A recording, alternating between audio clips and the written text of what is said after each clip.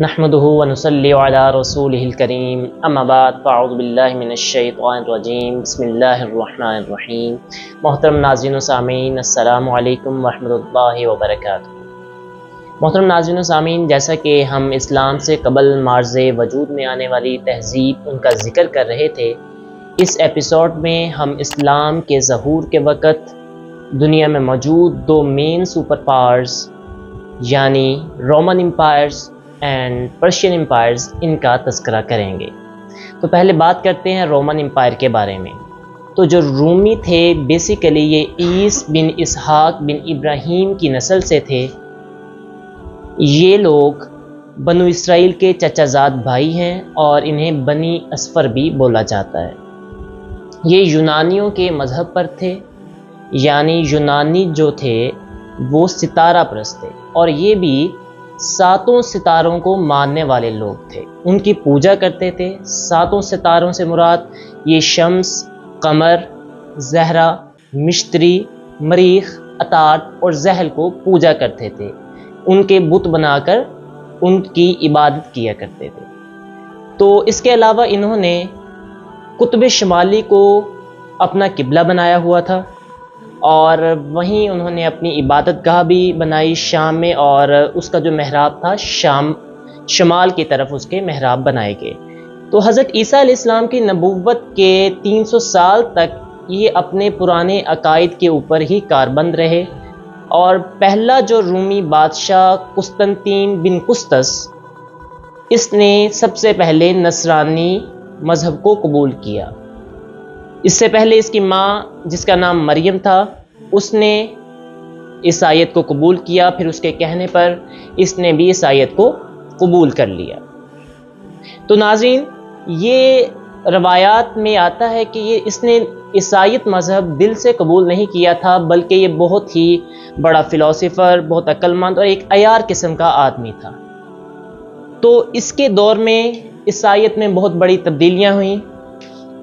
318 پادریوں پہ مشتمل ایک ٹیم نے عیسائی مذہب کو ری نیو کیا، ری رائٹ کیا۔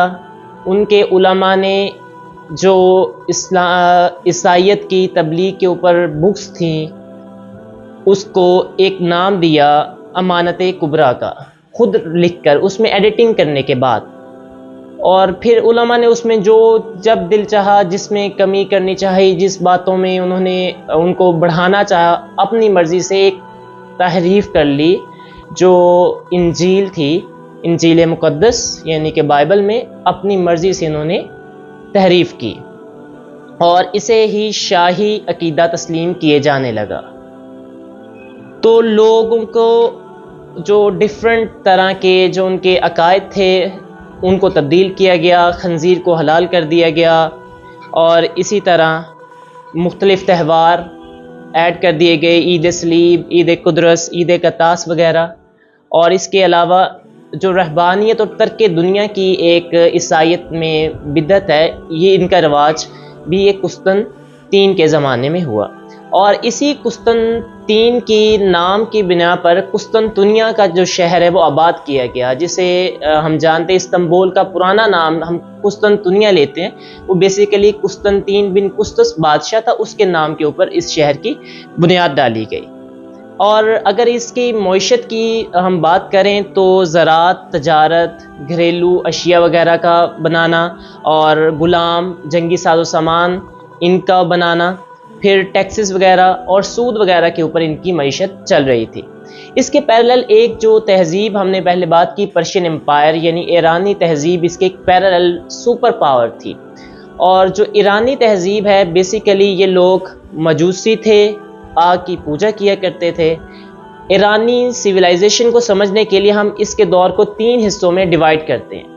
پہلا جو پارٹ ہے، پہلی سویلائزیشن، اس کا جو دور ہے وہ اس کو ہخامنشی سلطنت بولتے ہیں، آکیمینیڈ امپائر۔ اس کے بعد ہمارے پاس آتا ہے اشکانی سلطنت، پارتھین امپائر، اور اس کے بعد لاسٹ پہ ساسانی سلطنت کا وجود آتا ہے۔ سب سے پہلے بات کرتے ہیں ہخامنشی سلطنت کے اوپر۔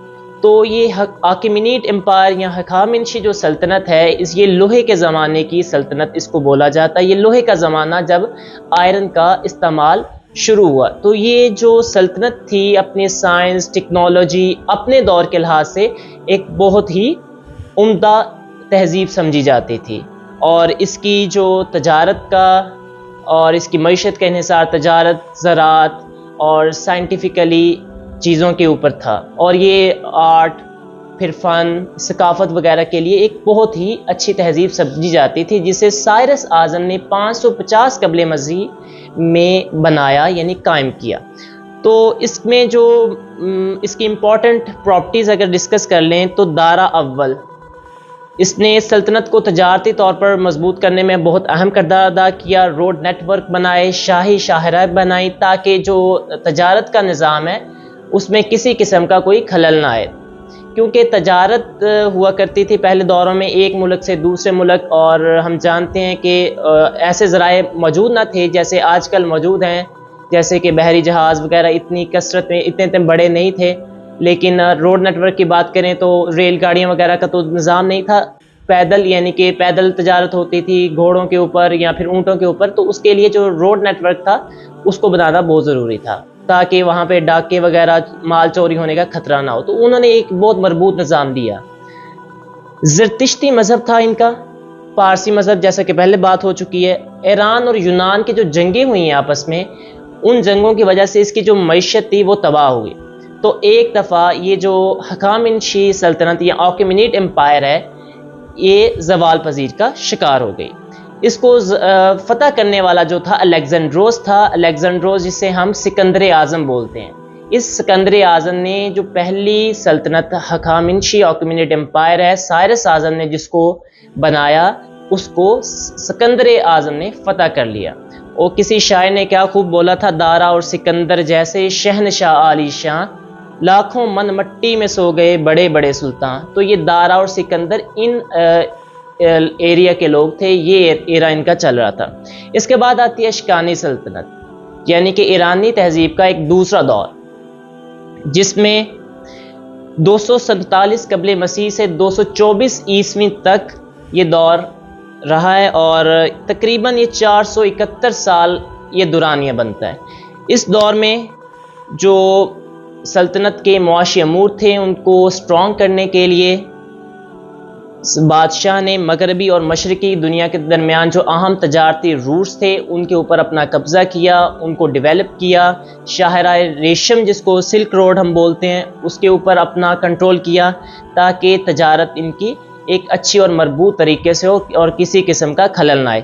لیکن اس دور میں بھی پھر جنگیں لگیں، اور اس میں 224 عیسوی میں اردشیر اول نے آخری اشکانی جو بادشاہ تھا پارتھین امپائر کا، اس کو شکست دے کر اقتدار پر قبضہ کر لیا. اس کے بعد آتا ہے ایرانی سلطنت کا آخری دور، وہ ہے ساسانی امپائر.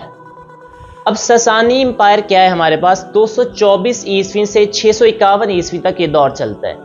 یعنی کہ جب ہم بات کرتے ہیں کہ مسلمانوں نے ایران کے اوپر اپنی فتح کر لی، تسلط کر لیا اپنا، تو بیسیکلی وہ ساسانی حکمران تھے جن کو شکست دے کر اسلام کا جو جھنڈا نصب کیا گیا ہے.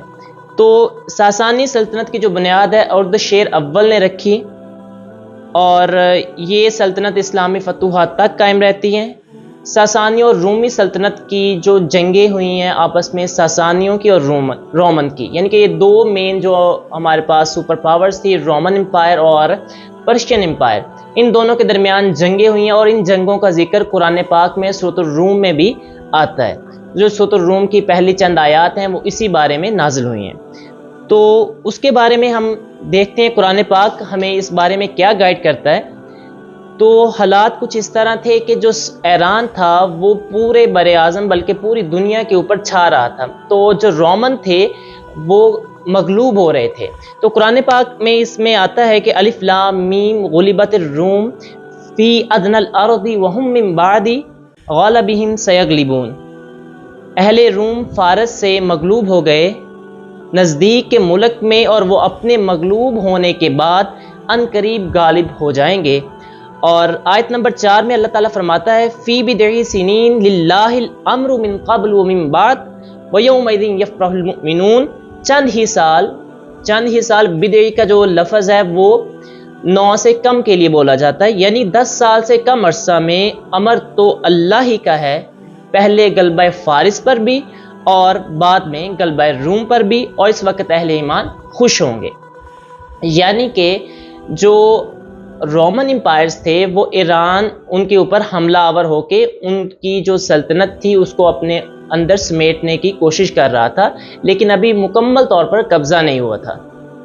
تو اللہ تعالیٰ نے یہ خوشخبری دی مسلمانوں کو کہ ان قریب جو رومن امپائر ہیں وہ دوبارہ سے غالب آئیں گے ایران کے اوپر، اور اس کو جو اس کا پیش اگر ہم اس کی بیک گراؤنڈ تھوڑی سی ہسٹری جاننے کی کوشش کریں تو جو کفار مکہ تھے وہ بہت خوش ہو رہے تھے اس بات پہ کہ جو ہمارے مشرک بھائی ہیں یعنی کہ ایران، وہ بھی مشرک تھے اور یہ کفار مکہ بھی، دیکھو ہمارے مشرک بھائیوں نے تمہارے اہل جو کتاب ہیں مسلک بھائیوں کے اوپر اپنا قبضہ کر لیا، تو بہت خوش ہو رہے تھے اور یہ بول رہے تھے کہ ہم بھی ان قریب تمہارے اوپر قبضہ کر لیں گے۔ تو اللہ تعالیٰ نے ان کی اس بات کے رد کے اوپر اور قرآن پاک کی آیات نازل کر دیں، اور پھر دنیا نے وہ نظارہ دیکھا کہ چند ہی سالوں میں یعنی کہ 9 سال کے عرصے کے اندر جو رومن امپائر ہے وہ دوبارہ ایران کے اوپر غالب آ جاتے ہیں، اور انہی جنگوں کے تسلسل میں ایران کی جو اکانومی ہے وہ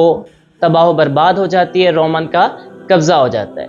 اور پھر یہ چلتے چلتے جب بات کرتے ہیں ہم قادسیہ کی جنگ اور نہاونڈ کی جنگ، اور اس کے بعد 651 عیسوی میں مسلمان ایرانیوں کو شکست دے کر ایران کے اوپر اسلام کا جھنڈا نصب کر دیتے ہیں۔ وما علینا الا البلاغ۔